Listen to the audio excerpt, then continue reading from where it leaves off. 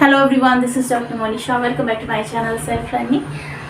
UGC net education की हमने last class start करी है जब हमने बात किया था एजुकेशनल स्टडीज़ के बारे में, जो हमारी फर्स्ट यूनिट है। बहुत सारे स्टूडेंट से मैंने पूछा कि आप किस जो यूनिट है उससे स्टार्ट करना चाहते हैं, तो वो कह रहे हैं कि उन्होंने फर्स्ट यूनिट का ही नाम लिया कि हम फर्स्ट यूनिट से स्टार्ट करेंगे। तो लास्ट क्लास में हमने स्टार्ट कर दिया था जिसमें हमने एजुकेशनल स्टडीज़ के बारे में बेसिक जो इन्फॉर्मेशन है वो ली थी, एजुकेशन की डेफिनेशंस के बारे में पढ़ा था। आज हम उस क्लास को आगे बढ़ा रहे हैं जिसमें हम बात करेंगे एजुकेशनल फिलॉसफी के बारे में, शिक्षा दर्शन के बारे में। इसका जो PDF है वो मैं टेलीग्राम में शेयर कर दूंगी। पिछले काफ़ी दिनों से बहुत डिस्टर्बेंस चल रहा है, मैं मानती हूँ, और ये डिस्टर्बेंस आगे ना रहे इसकी मैं कोशिश करूँगी, क्योंकि बहुत सारी चीज़ें हो जाती हैं जब आप ह्यूमन बीइंग हैं, होता रहता है, ऊपर नीचे तबीयत का भी चलता रहता है, पर अब कोशिश करेंगे कि सारी चीज़ें स्मूथली रन करें। चलिए बिना देरी करे हम स्टार्ट कर लेते हैं आज की क्लास, जिसमें हम बात करने वाले हैं शिक्षा दर्शन के बारे में। देखिए, शिक्षा के बारे में बहुत डिटेल में मैंने पिछले वीडियो में बताया था, बहुत सारी डेफिनेशन आपको दी थी हिंदी और इंग्लिश दोनों ही भाषाओं में। तो जो भी स्टूडेंट्स हिंदी मीडियम के हैं, इंग्लिश मीडियम के हैं, बिल्कुल दिक्कत परेशानी दुविधा में मत रहिए, आपको सारी चीज़ें आपकी ही भाषा में मिल जाएंगी। ठीक है, बस आपको हमारे साथ जुड़े रहना है। अब यहाँ पे हम बात कर लेते हैं शिक्षा दर्शन के बारे में। तो शिक्षा और दर्शन में शिक्षा जो शब्द है वो क्या है?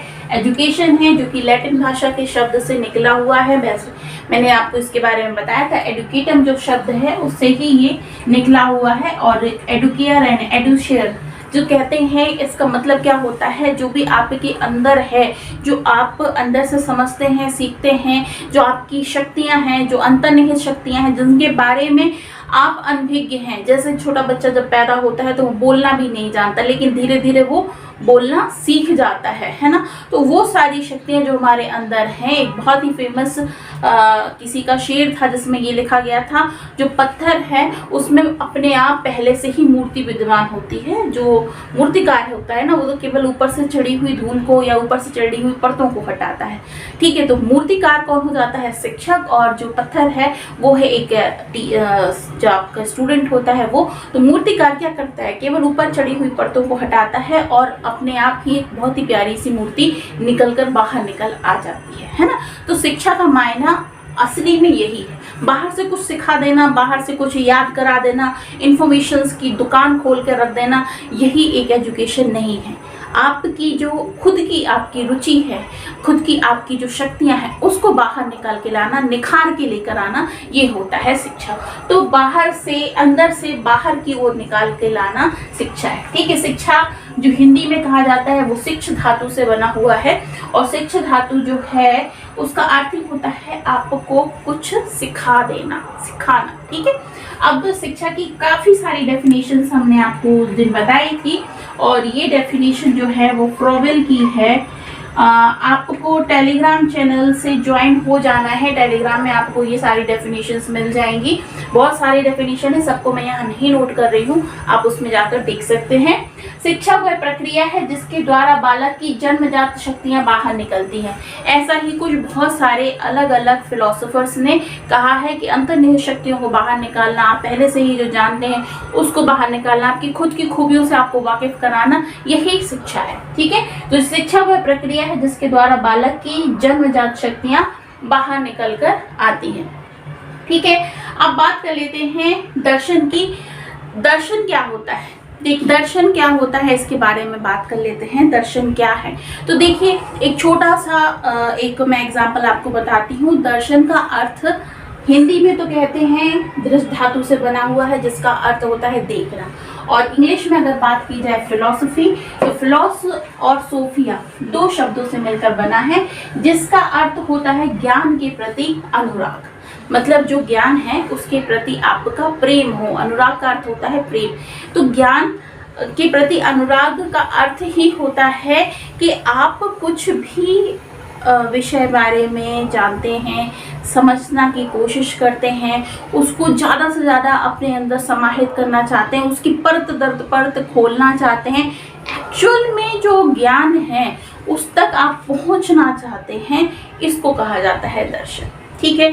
अब दर्शन में जो मेनली बात हो जाती है कि आपने किसी चीज को देखा, अब कुछ भी आप देख सकते हैं। तो दर्शन जो है एक्चुअल में क्या है, father of all the subjects, सभी विषयों का पिता दर्शन को माना जाता है। कैसे माना जाता है, क्योंकि हर एक सब्जेक्ट जो है वो किस चीज से बना हुआ, किस एक कॉन्सेप्ट से बना हुआ।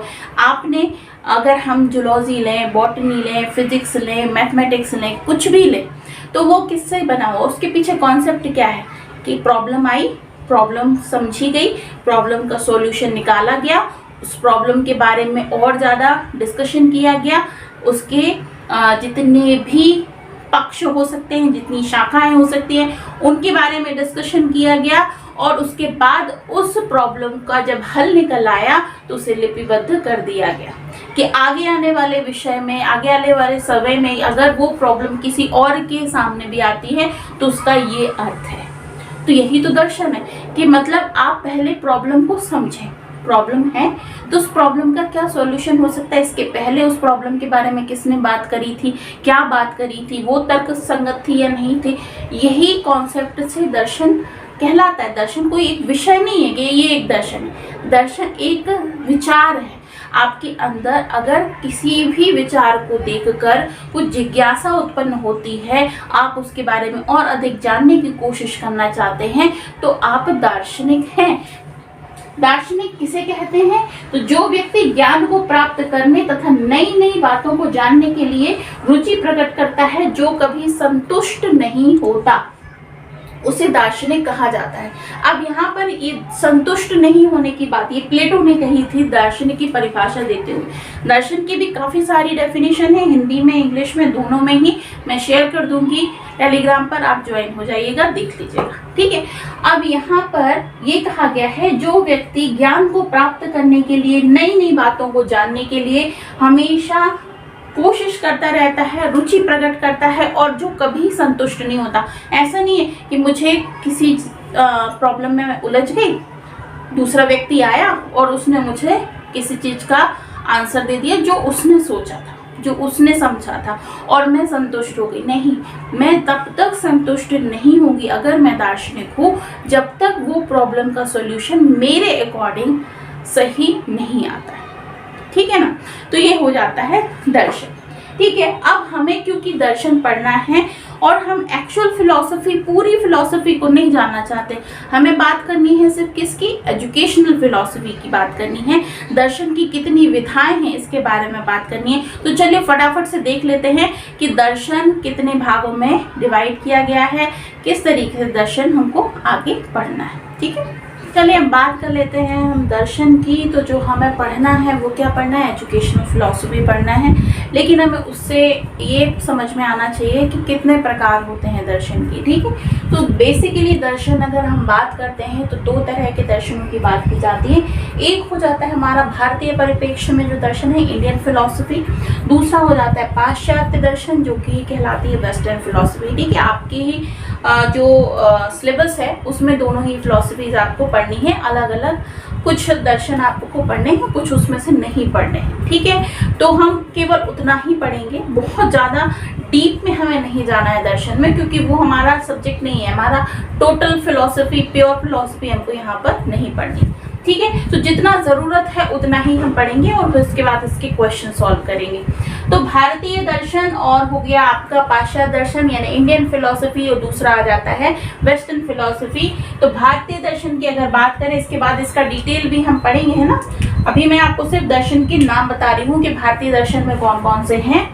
तो भारतीय दर्शन हो जाता है, एक हो जाता है आस्तिक दर्शन और दूसरा हो जाता है नास्तिक दर्शन।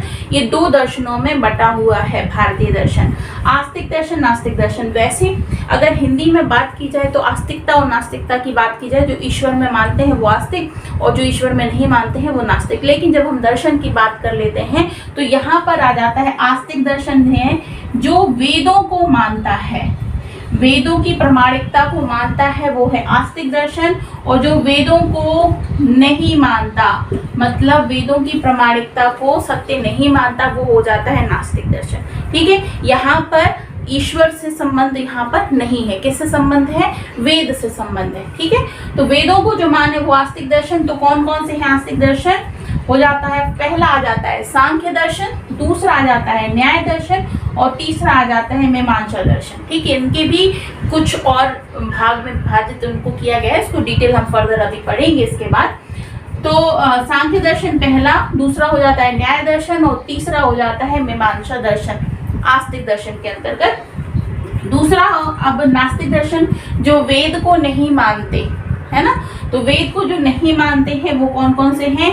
पहला नंबर आता है जैन दर्शन, दूसरा आता है बौद्ध दर्शन और तीसरा आता है चार्वाक दर्शन। क्लियर? ये 3 दर्शन जो हैं जो वेद को नहीं मानते। ठीक है, अब इसके बाद इसका जो डिटेल है वो हम आगे पढ़ेंगे। पाश्चात्य दर्शन की बात कर लेते हैं। तो पाश्चात्य दर्शन क्या है? इसको 3 भागों में विभाजित किया गया है, प्राचीन कालीन दर्शन, मध्यकालीन दर्शन और समकालीन। समकालीन का अर्थ हो जाता है कंटेम्पररी फिलॉसफी। ठीक है, तो प्राचीन कालीन दर्शन जो है इसके 4 भाग हैं, बहुत ही फेमस 4 भाग हैं। अगर हम फिलॉसफी की बात करते हैं तो आइडियलिज्म, नेचुरलिज्म, प्रैग्मेटिज्म की बात करते हैं, बहुत ज़्यादा सुना है इनके बारे में। तो पहला भाग क्या आ जाता है प्राचीन कालीन दर्शन में?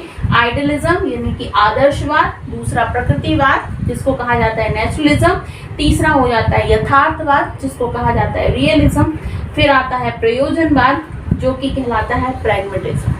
ठीक है, इन सब के बारे में हम आगे डिटेल में पढ़ेंगे। फिर आता है मध्यकालीन दर्शन। तो मध्यकालीन दर्शन में आ जाता है अस्तित्ववाद जिसको एग्जिस्टेंशलिज्म कहा जाता है। फिर आता है मार्क्सवाद जिसको कहा जाता है मार्क्सिज्म। ठीक है, फिर समकालीन यानी कि कंटेम्पररी फिलॉसफी में आ जाता है विधेयात्मक सापेक्षवाद और फिर आता है तार्किक विश्लेषणवाद और तार्किक अनुभववाद। ठीक है, हमें इनके नाम पता होने चाहिए, इनके बारे में बहुत ज़्यादा डिटेल हमको नहीं पढ़ना है। ठीक है, नाम पता होंगे इनकी जो एजुकेशन में इनकी कहना चाहिए इनकी साइड से जो एजुकेशन के बारे में कहा गया है, मतलब इनकी शिक्षा को लेकर क्या उद्देश्य है, हमको इस वे में जाना है, बहुत डीप फिलॉसफी हमें नहीं पढ़नी। ठीक है, चलिए तो इसको हम पढ़ेंगे बाद में। पहले हम पढ़ लेते हैं थोड़ा सा भारतीय दर्शन में जो सांख्य दर्शन और जैन दर्शन है, इनके बारे में थोड़ा डिटेल नॉलेज ले लेते हैं। ठीक है, तो चलिए हम बात कर लेते हैं इंडियन स्कूल ऑफ फिलॉसफी के बारे में। तो कितने भाग हैं इसके बारे में तो हम पढ़ चुके हैं कि 2 भाग होते हैं भारतीय दर्शन के, आस्तिक दर्शन और नास्तिक दर्शन। आस्तिक दर्शन क्या? जो कि वेदों की प्रामाणिकता को मानते हैं, और नास्तिक दर्शन वो जो वेदों की प्रामाणिकता को निर्णय करते हैं, नहीं मानते। ठीक है, वेद के बारे में तो आप जानते हैं 4 वेद हैं हमारे। अब यहाँ पर जो आस्तिक दर्शन है इसके भाग जो हैं वो क्या है? सांख्य दर्शन।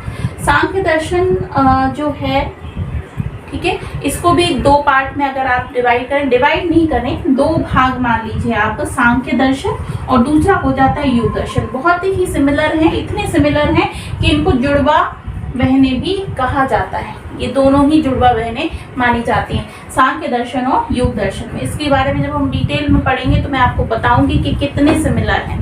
ठीक है, सांख्य दर्शन के जो प्रवर्तक आचार्य माने जाते हैं वो कपिल मुनि माने जाते हैं। योग दर्शन के जो प्रवर्तक आचार्य हैं वो है पतंजलि। इनके बारे में आपको याद रखना है, जुड़वा बहनें कहा जाता है इनको, सांख्य और योग को। हमारे सिलेबस में, हमारे नेट के सिलेबस में सांख्य दर्शन है। सांख्य दर्शन के बहुत सारे प्रश्न पूछे जाते हैं, इसलिए आपको उसको डिटेल में मैं पढ़ाऊंगी, तो ध्यान से पढ़िएगा। दूसरा आ जाता है न्याय दर्शन। न्याय दर्शन को भी बहुत ही सिमिलर 2 दर्शन है न्याय दर्शन से। तो न्याय दर्शन जिसके प्रवर्तक आचार्य हैं गौतम ऋषि, दूसरा है वैशेषिक दर्शन जिसके प्रवर्तक आचार्य हैं कणाद, और ये भी इतने सिमिलर हैं कि इनको भी जुड़वा बहनें कहा जाता है। ठीक है, न्याय दर्शन और वैशेषिक दर्शन, लेकिन हमारे सिलेबस में न्याय दर्शन और वैशेषिक दर्शन नहीं है। थोड़ा बहुत हम उसके बारे में बहुत ही हल्के में जानकारी अर्जित कर लेंगे। फिर आता है तीसरा मीमांसा दर्शन, जो कि 2 भागों में विभाजित है, पूर्व मीमांसा और उत्तर मीमांसा। पूर्व मीमांसा इसके प्रवर्तक आचार्य हैं जैमिनी, और उत्तर मीमांसा जिसे वेदांत दर्शन भी कहा जाता है और जिसके प्रवर्तक आचार्य हैं वादरायण। क्लियर? तो ये है भारतीय दर्शन, जो भारतीय इंडियन स्कूल ऑफ फिलॉसफी में आस्तिक दर्शन है वो ये है। ठीक है, और इनकी यही एक बेसिक पहचान ये है कि ये वेदों की प्रामाणिकता को सत्य मानते हैं। ठीक है। जो नास्तिक दर्शन है वो वेदों की प्रामाणिकता को नहीं मानते हैं, उनके अनुसार जो वेद में लिखा गया है वो उससे अलग सोचते हैं, तो वो हो जाते हैं नास्तिक दर्शन। अब नास्तिक दर्शन के जो भाग हैं वो क्या क्या हैं, आपके जैन दर्शन फर्स्ट आ जाता है, जिसके प्रवर्तक आचार्य है महावीर स्वामी। बौद्ध दर्शन, जिसके प्रवर्तक आचार्य है महात्मा बुद्ध। और तीसरा आ जाता है चारवाक दर्शन, जिसके प्रवर्तक आचार्य है महर्षि चारवाक। ठीक है, महर्षि चारवाक का जो दर्शन है, चारवाक दर्शन, वो हमारे सिलेबस में नहीं है, इसलिए बहुत ज़्यादा डिटेल हमें उसके बारे में जानने की आवश्यकता नहीं है। जैन दर्शन के प्रवर्तक आचार्य महावीर स्वामी हैं, इसको बहुत डिटेल में हम पढ़ेंगे ताकि हमें इससे संबंधित जो प्रश्न आते हैं वो बने। बौद्ध दर्शन, जिसके प्रवर्तक आचार्य महात्मा बुद्ध, इसके बारे में भी हमें डिटेल में पढ़ना है। चारवाक दर्शन को एक्चुअल में कई लोग दर्शन की श्रेणी से बाहर रखते हैं, क्योंकि ये सुखवादी दर्शन है। महर्षि चारवाक का एक कथन था जिसमें उन्होंने कहा था कि जब तक जियो तब तक सुख से जियो। ठीक है, तो उनकी इस तरीके की थिंकिंग की वजह से लोग कहते हैं कि ये दर्शन की श्रेणी में नहीं है, लेकिन हमें इस डिस्कशन में नहीं पढ़ना है। हाँ, लिखा जरूर जाता है, कई बार प्रश्न भी पूछा जाता है कि चारवाक दर्शन को दर्शन की श्रेणी में क्यों नहीं रखा जाता है, क्योंकि ये सुखवादी दर्शन है, ये सुख की कल्पना करता है। उनका कहना ये था कि जो मनुष्य की देह है उसको सुख देना ही उसका परम कर्तव्य है। इस वजह से, इस थिंकिंग की वजह से कई लोग चारवाक दर्शन को दर्शन की श्रेणी से बाहर रख देते हैं। ठीक है, पर उस चक्कर में हमें नहीं पढ़ना है। तो ये था भारतीय दर्शन के बारे में जो डिटेल में डिस्कशन है, वो हम फर्दर आगे करते रहेंगे, लेकिन डिस्ट्रीब्यूशन ये है। ठीक है, तो आज की क्लास में हम यहीं पर इसको वाइंड अप करते हैं। कल भारतीय दर्शन को बहुत डिटेल में मैं आपको पढ़ाऊंगी, जिसमें हम सांख्य दर्शन और हमारे सिलेबस में क्या क्या है, सांख्य दर्शन है और वेदांत है, तो इसको हम बहुत डिटेल में पढ़ेंगे। बाकी की हम थोड़ी थोड़ी जानकारी अर्जित करेंगे। न्याय दर्शन में आपको जैन और बौद्ध दर्शन पढ़ने हैं। ठीक है, तो इस क्लास को यहीं पे करती हूँ फिनिश। कल फिर मिलते हैं बहुत जल्द। नेक्स्ट जो हमारी क्लास होगी रात को 9 बजे, सारे ही स्टूडेंट्स ध्यान में रखिएगा।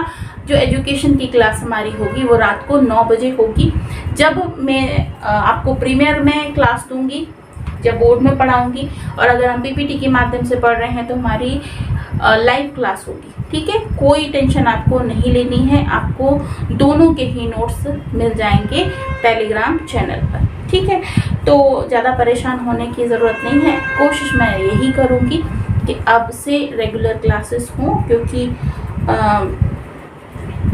दिक्कतें जो हों वो निकलती जाएं और ऐसी कोई दिक्कत ना हो जिसकी वजह से मेरी क्लास मिस हो जाए। ठीक है, तो आप सभी निश्चिंत रहें और पढ़ाई करना स्टार्ट कर दीजिए। और जो भी स्टूडेंट्स ने आज पहली बार हमारी क्लास देखी है वो दिए हुए नंबर पे मुझे मैसेज कर दें। हमारा एक ग्रुप बना हुआ है जिसमें हम आपको ऐड कर लेंगे, और रात को 8 बजे आपकी जनरल पेपर की क्लास होती है और एजुकेशन की क्लास रात को 9 बजे होगी। ठीक है, तो इस वीडियो को यहीं फिनिश करती हूँ। मिलती हूँ बहुत जल्द नेक्स्ट वीडियो में। कल फिर मिलते हैं, तब तक के लिए अपना बहुत ख्याल रखिए। Bye bye.